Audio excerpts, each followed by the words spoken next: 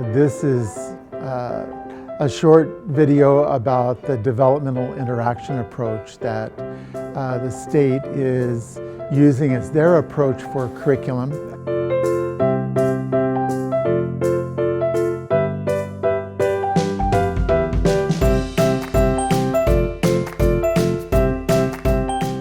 Hi, my name is Dan Haggard and I'm the Deputy Director of Early Childhood Services at CYFD.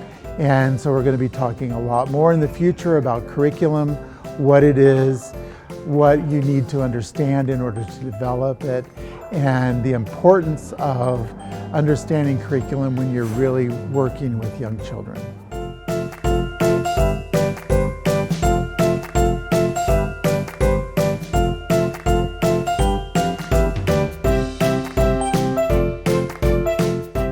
Many states feel pressure to ask all early care and education settings to have one curriculum to serve children ages 5 and below. But New Mexico didn't want that. And I'm one of the authors with Rachel Teilheimer of this document for New Mexico. So this book is about the developmental interaction approach. And as Betsy said, this is an approach that, while it's used across the country by people who've gone to Bank Street, it's pretty special that New Mexico has decided to implement it statewide.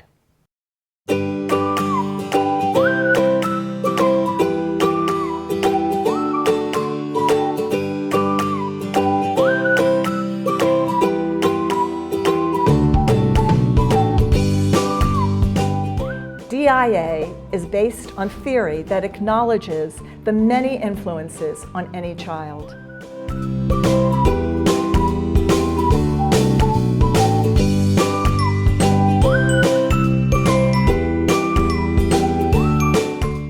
The emphasis is on the process of becoming, not the milestones you reach.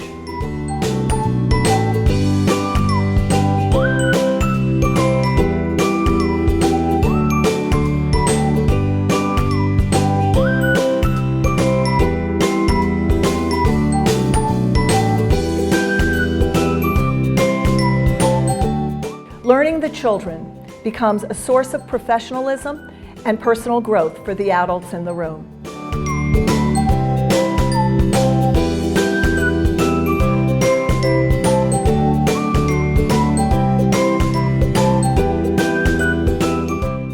Play and work go hand in hand, and that sounds a lot like DIA. They scour the neighborhood for trip destinations that will enrich the children's understanding of their environment, of their community. They make contact with people who work in and around the school to get them on board to share their work with the children. We value the diversity of our communities, and so we decided instead to look at a philosophical stance and how curriculum can emerge from communities. Since communities and environments are the curricular resource, trips within the community will make the curriculum as rich as possible. So the developmental interaction approach allows the curriculum to sort of emerge from their community and their environment. I didn't know everything, but you know what? Even if you're from the neighborhood, you don't know everything. There's still more and more to learn about. And this doesn't mean that New Mexico is telling teachers exactly what to do, but rather that New Mexico has decided to embrace the idea that children learn best through action, through doing things, through active learning, through an investigation of their communities and their environment, specifically the human environment. But we haven't really spent a very long time talking about curriculum and what you do with the observations and documentation once you have them. And so this is really to complete that cycle or that process of the authentic observation, documentation, curriculum planning process. I think worthwhile curriculum will also support children's dispositions towards learning, their enthusiasm, their desire to want to learn more. That's really important, and I think we've lost that a little bit. but you look at the individual and the group, because children are different.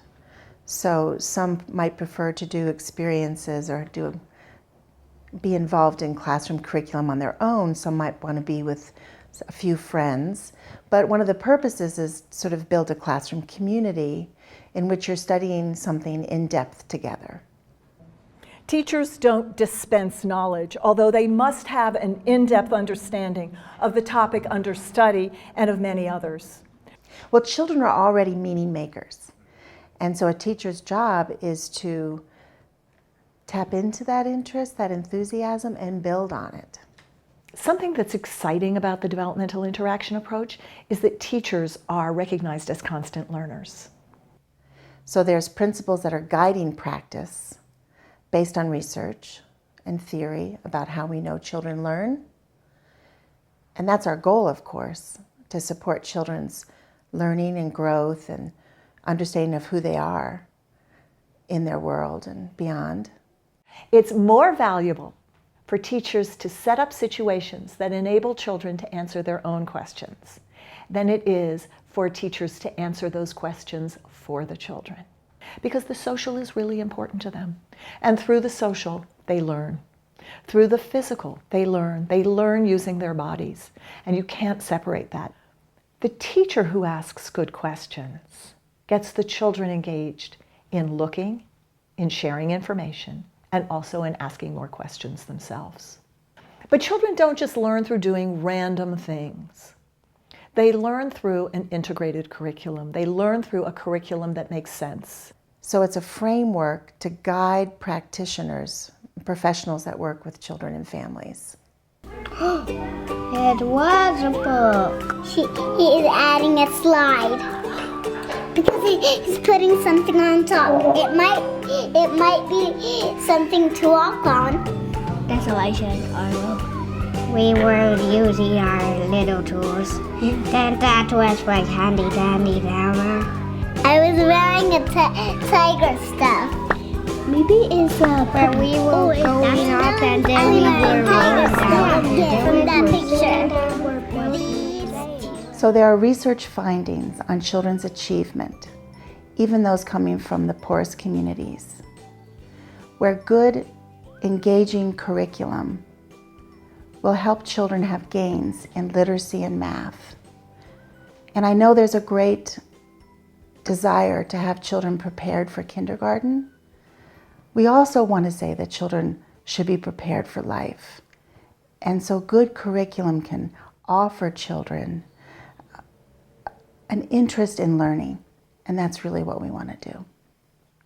So having open discussions with children that rely very, very much on finding out what children's perceptions of issues are is a wonderful way to start your social justice work with children.